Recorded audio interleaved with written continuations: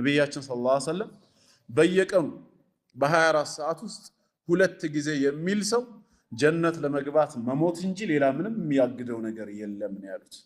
በየቀኑ 2 ጊዜ ለማለት ደግሞ ከ1 ደቂቃ በላይ አይረዝምም።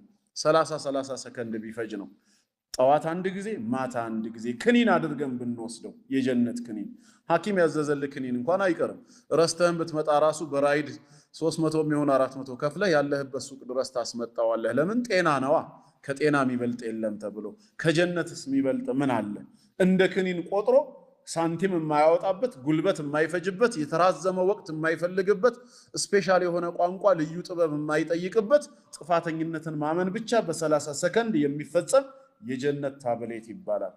اللهم أنت ربي لا إله إلا أنت خلقتني وأنا عبدك وأنا على عهدك ووعدك ما استطعت أعوذ بك من شر ما صنعت أبوء لك بنعمتك علي وأبوء بذنبي فاغفر لي فإنه لا يغفر الذنوب إلا أنت اللهم أنت ربي أملاك يا الله أنت ينيجيتانا خلقتني أنت نفترهنيال وأنا عبدك أني أنت باريحنين وأنا على عهدك عند بادم جربا لا يالهن ودفت ودمدر عالم سمتا እንድፈጽም የማዘዝከኝን ነገር ለመፈጸም ቃል ኪዳንህን እየጠበቅኩ ነው።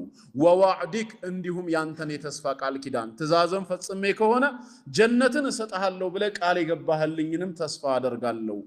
መስተጣዕቱ የቻልኩትን ያክል አዑዙ ቢከ ሚን ሸሪ ማ ሰነዕቱ እኔ ከሰራኋቸው መጥፎ ነገሮች ሁሉ ያንተ ቁጣና ቅጣት ወደኔ እንዳይመጣ በነዛ ሰበብ ባንተ ተጠበቃለሁ። ከዛ በኋላስ አቡኡ ቢኒዕመቲክ አይ አዕተሪፍ አንተ ለኔ የዋልክልኝን ጸጋ ሁሉ አልክድም አምናለሁ። ወአቡኡ ቢዘንቢ ኃጢአተኛ ወንጀለኛ ባሪያ መሆኔንም ባንተ ፊት እናዘዛለሁ አምናለሁ። ስለዚህ ኃጢአተኛ ነኝና ፈግፊር ሊ እባክህ ማረኝ። ፈኢነሁ ላ የግፊሩ ዙኑበ ኢላ አንተ ወንጀልን ካንተ በስተቀር ማንም የሚምር የለም ነው። ይችን ቃል አሉ ረሱል ዓለይሂ ሰላቱ ወሰላም فمن قالها من النهار موقنا بها በቀኑ ክፍለ ጊዜ በሷ እርግጠኛ ሆኖ የተናገራት ሰው አሉ። የትኛው ቀን? ከፈጅር በኋላ ሰላቱል ዐስር እስኪደርስ ባለው فمات من يومه قبل أن يمسي ታዲያ በዛው ቀን ላይ አጀሉ ደርሶ ከማምሸቱ በፊት ቢሞት فهو من أهل الجنة የጀነት ሰው ነው። ومن قالها من الليل موقنا بها በሌሊቱ ክፍልም እርግጠኛ ሆኖ በሷ ያለ ሰው ከዐስር በኋላ ፈጅር እስኪደርስ ደግሞ ባለው የተናገረ ሰው አንዴ ማለት ነው።